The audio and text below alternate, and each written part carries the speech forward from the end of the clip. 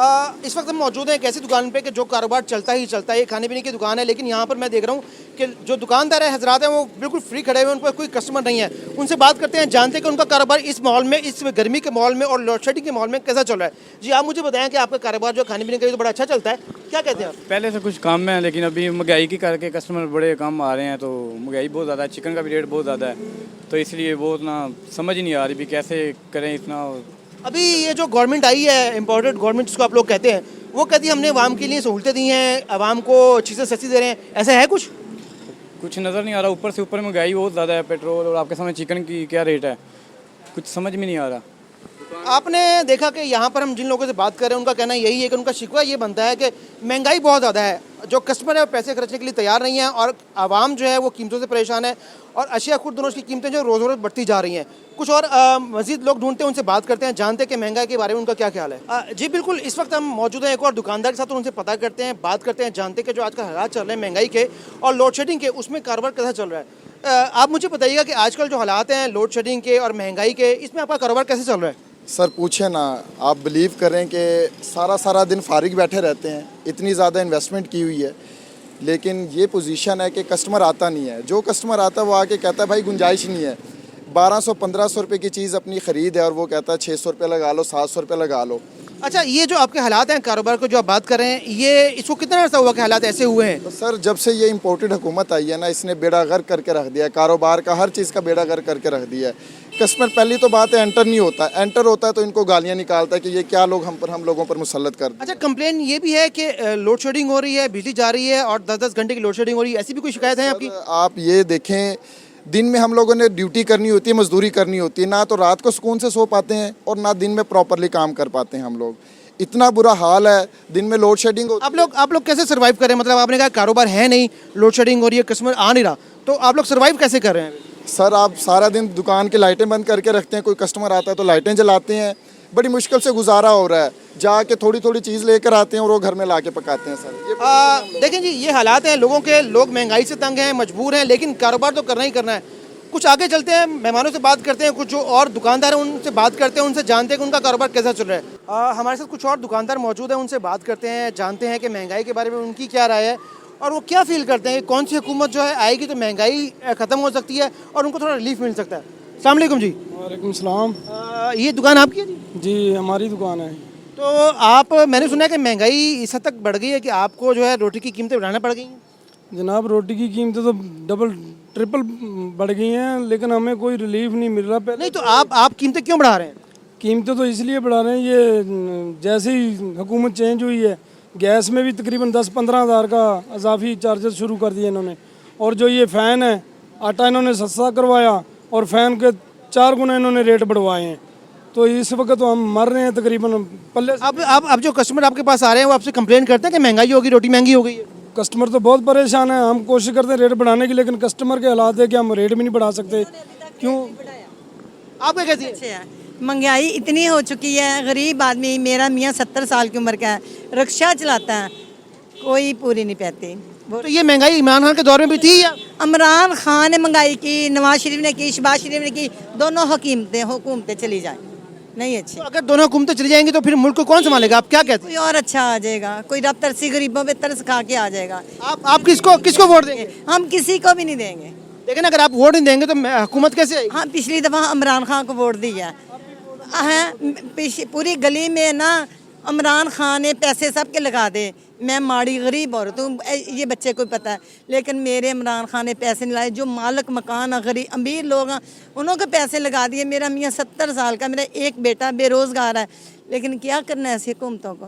पिछली दफ़ा हमने क्या, शायद तब्दीली आ जाए, शायद हमारे मुल्क में हमारी किस्मत बदल जाए, लेकिन हमारी किस्मत बदली नहीं। देखिए तब्दीली पिछली बार भी नहीं आई और अभी जो नून लीग की हुकूमत तब भी नहीं है, फिर आप क्या सोचते हैं? वोट देनी नहीं ना, हो सके तो। उसमें क्या बुरा भी है? महंगाई कितनी कर दी, आंधे सारी उन्हें इन्ना पेट्रोल, नून, मिर्च, आटा, घ्यो, हर चीज़ महंगी करती, लेकिन हो सके तो हम PTI को दे देंगे, लेकिन कुछ भी नहीं मिला। ये भाई भी हमें जानता है। आप क्या कहते हैं, तब्दीली आई है जी? हाँ जी, आ तो गई तब्दीली। क्या तब्दीली आई? ये 250 रुपये तेल आया, वो तब्दीली नहीं नजर आपको? तो ये किसने किया है? नून लीग ने किया है या PTI ने किया है? नून लीग ने किया है यार, नून लीग ने किया ना। तो अभी जो इलेक्शन होंगे उसमें आप वोट किसको देंगे? इमरान खान को देंगे वोट। तो जब खान साहब थे हुकूमत में तो आपको कोई रिलीफ मिला था? हर रिलीफ है यार, जब एक ईमानदार आदमी जब होता है, ईमानदार आदमी, तो वो रिलीफ होता है। ये लोग जो हमारे हैं जाहिल हैं, ये इनको बस पैसे दे दो तो ठीक है, सड़कें बना दो तो ठीक है।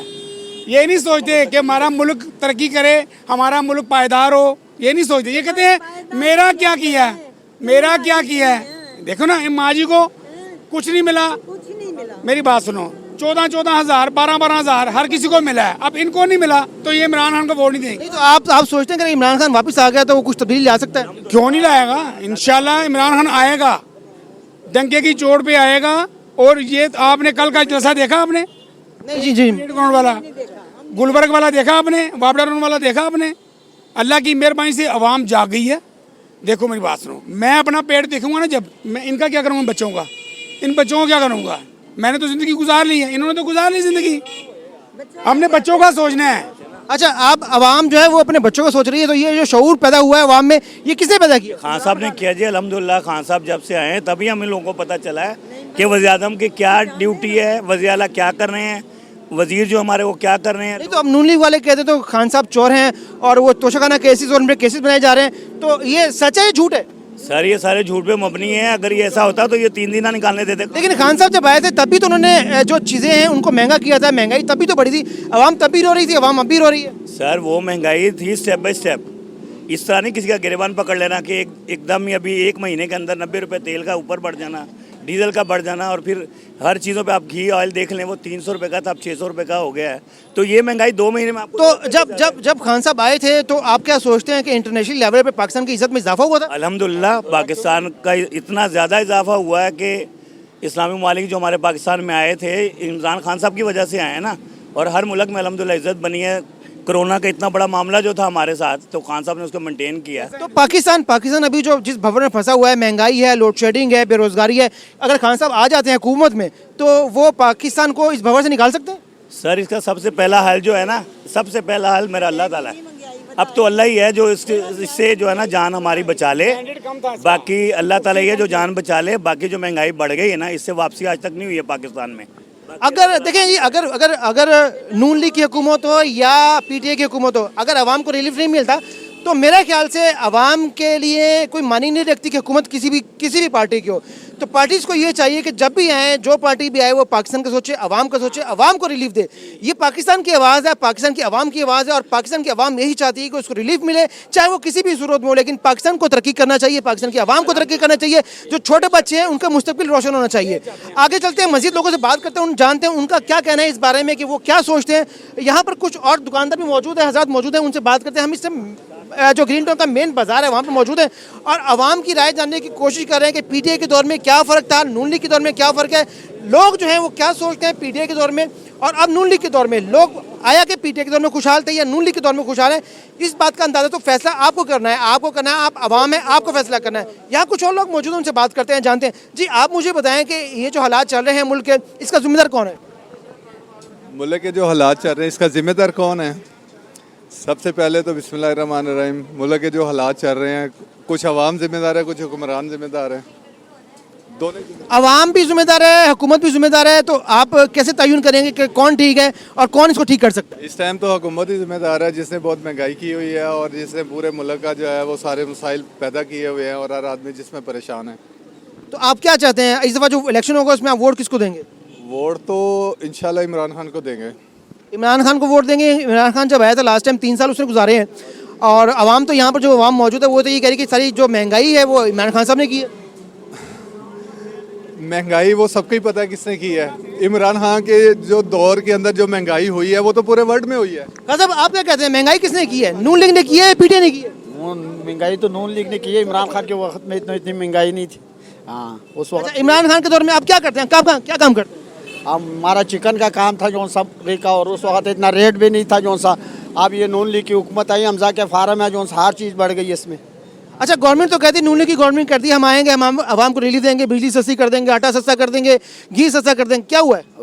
घी भी आप देख रहे हो और बिजली भी आप देख रहे हो, रोज़ के रोज़ बढ़ रही है जो सा यूनिट। हाँ, और सब कुछ। अच्छा, बिजली बढ़ तो रही है लेकिन आपको बिजली मिल तो रही है कारोबार के लिए, नहीं मिल रही? वो लोड शेडिंग ज़्यादा है जो सा, वो भी नहीं मिल रही। हाँ, तो अभी अब जो इलेक्शन हो रहे हैं इसमें वोट किसको देंगे आप? वोट तो इमरान का है ये तो अच्छा, वोट इमरान खान का है। तो आप समझते हैं कि इमरान खान जब आएगा तो आवाम को कोई रिलीफ मिलेगा? इंशाल्लाह सारा रिलीफ ही रिलीफ है। जो सा सेहत कार्ड दिए थे इमरान खान ने, जो सा उनको आवाम को बड़ी बड़ी रिलीफें दी थी, जो सा 12-12 हज़ार रुपये देते थे गरीबों को, तो बिल में भी जो सा डिस्काउंट हो रहा था। अच्छा, यहाँ एक आंटी अभी खड़ी हुई थी, उन्होंने कहा जी मुझे तो 12,000 रुपये नहीं मिले, तो किसको 12,000 रुपये मिले? 12,000 अब सबको मिले हैं, जो सा मुझे भी मिले हैं, और जो सा हर देखो मिले, जिसने जो सा किया था, मैसेज किया था, सारों को मिले। हाँ, अच्छा, तो आप ये सोचते हैं कि अब जब इलेक्शन होगा तो आप वोट देंगे, जो पीटीआई को वोट देंगे और पीटीआई आगे मुल्क हालात ठीक कर देगी? इंशाल्लाह इंशाल्लाह हमारी अगर खान साहब कहें कि थोड़ी कुर्बानी और देनी पड़ेगी आवाम को अपने मुस्तकबिल के लिए, आप देंगे कुर्बानी? इंशाल्लाह भरपूर कुर्बानी देंगे इंशाल्लाह। अच्छा, आप इस चीज़ के लिए तैयार हैं? नाज़रीन, यहाँ जो आवाम मौजूद है जिनसे हमने बात की, अभी तक उनका यही कहना है कि खान साहब जो हैं वो इस चीज़ पे कंट्रोल कर सकते हैं, लेकिन नून लीग जो है उसमें शायद इतनी वैल्यू, इस पर इतनी कैपेसिटी नहीं है कि वो पाकिस्तान के हालात को कंट्रोल कर सके और महंगाई को कम कर सके या आवाम को कुछ रिलीफ दे सके। हम बाज़ार में मौजूद हैं और आवाम से बात करते रहेंगे और आवाम की जो राय है आप तक पहुँचाते रहेंगे। अभी यही मौजूद हैं, कुछ और लोगों से बात करते हैं, जानते हैं कि कारोबार के हालात कैसे हैं और आपको उससे आगाह करते रहते हैं। जी, इस वक्त हम मौजूद हैं 167 में और हमारे साथ मौजूद है खालिद गुज्जर साहब। उनसे बात करते हैं, जानते हैं कि वो जो इलेक्शन कैंपेन चल रही है उसके बारे में उनका क्या कहना है, और शब्बीर गुज्जर साहब जिनके छोटे भाई हैं वो कहाँ हैं इस टाइम। जी सर, आप मुझे बताइए कि आपका जो कैंपेन है वो कैसी चल रही है और आप क्यों इतने मुखालिफ हैं नून लीग के और क्यों जो है जो पीटीआई को सपोर्ट कर रहे हैं? बिस्मिल्लाहिर्रहमानिर्रहीम। आपने मेरे से सवाल यार बड़ा मुश्किल पूछा, आप नून लीग के क्यों मालिक हैं? आपको नहीं पता कि नून लीग ने किया क्या है? देखो, ये हमारे बच्चों का मुस्तकबिल लूट के लंदन चले गए हैं। और दूसरी बात ये है कि ये चोर हैं, ये लुटेरे हैं सारे। ये लुटेरा एक गैंग इकट्ठी हुई है 35-40 साल से। अगर हमें मुखलिस एक लीडर मिल ही गया इमरान खान की शक्ल में, तो हमें तो उसकी पूजा करनी चाहिए। अच्छा, 2018 के इलेक्शन में मैं इलेक्शन कैंपेन में साथ था नज़ीर चौहान साहब के और वो पीटीआई में थे, अभी वो नून लीग में है। तो जो शब्बीर साहब हैं वो अभी पीटीआई की तरफ से लड़े हैं।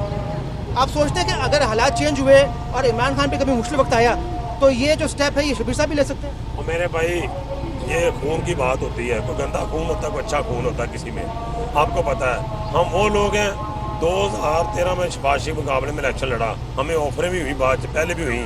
हम इंसान के बच्चे हैं, ये तो अफवान का बच्चा था और जिसका ज़मीर मुर्दा हो गया, इससे में हलाल का खून ही नहीं है जो उधर चला गया। क्योंकि हम अपना इमरान खान के लिए इलेक्शन नहीं लड़ रहे, हम अपने मुस्तकबिल के लिए इलेक्शन लड़ रहे हैं, अपने बच्चों के लिए इलेक्शन लड़ रहे हैं, पाकिस्तान को आज़ाद कराने के लिए इलेक्शन लड़ रहे हैं। आप जो है आप अपनी इलेक्शन कैंपेन जो जोरों शोर से जारी रखे हुए हैं, तो चौहान साहब जो है वो इस हल्के में नजर नहीं आए, इस बारे में कुछ कहना चाहेंगे आप? यार, जो झूठा आदमी होता है कहीं नजर आता है, जो मुनाफिक आता होता है नजर आता है, जिसका आवाम का वो सामना नहीं कर सकता, नजर कैसे आएगा? ये आवाम का सामना करे ना, दिन के 12 बजे जलसा हो रहा है ना, तो दिन के 12 बजे आप देखें लेडीज बैठी, मेरी बहन पीछे ये लोग बैठे हैं, वो नजर कैसे आएगा? उसके मुंह पे लानत है, लानती बंदा किसी को नजर आता है? आप समझ रहे हैं कि इस जिस मुश्किल दौर से पाकिस्तान इस टाइम गुजर रहा है, तो अगर इमरान खान साहब की हुकूमत आती है तो वो इस भंवर से निकाल सकेंगे पाकिस्तान को? देखो, उसने 4.5 साल हुकूमत की है, हेल्थ कार्ड दिया है आवाम को, सास प्रोग्राम दिया है।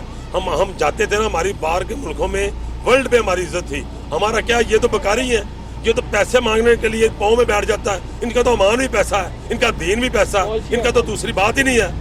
अभी जो इमरान खान साहब पर इल्जाम लगाए जा रहे हैं, तोशाखाना केस वगैरह और जो दूसरे केसेस हैं, आप पे भी ऐसे कुछ मुकदमा चलाए गए हैं, आप पे भी कुछ एफ.आई.आर हुई है? हमारे पे भले ये 200 एफ.आई.आर करा लें, हम इमरान खान के सिपाही हैं, हम इनको बंदर बना देंगे 17 तारीख को। अगर ना बनाया तो खालिद गुज्जर से आपके पूछ रहे हैं। आप ये समझते हैं कि 167 की आवाम जो एक दफा फिर इमरान खान साहब को मौका देगी? यार, मौका क्यों नहीं भाईजान देगी? 1 माह हो गया और एक तरफा इलेक्शन आपको नजर आ रहा है। ये तो हमारे मुकाबले में नहीं है, हमारे मुकाबले में तो दूसरी टीम है, ये तो हमारे मुकाबले में आएगा। क्योंकि लोगों ने ऐसे ये ज़मीर फरोश नहीं हल्का है, ये ज़मीर वाले लोग हैं, इज्जतदार लोग हैं, समझदार लोग हैं। ऐसे कैसे हो सका? इनकी वोट 2 महीने पहले वो उसने बेची है, सेल किया इनको, तो अब वोट उनको बाद डाल देंगे? ये हो सकता है? पहले प्रोटोकॉल ना इलेक्शन खालिद गुज्जर लड़ रहे थे, शुक्रिया जी, शुक्रिया, थैंक यू।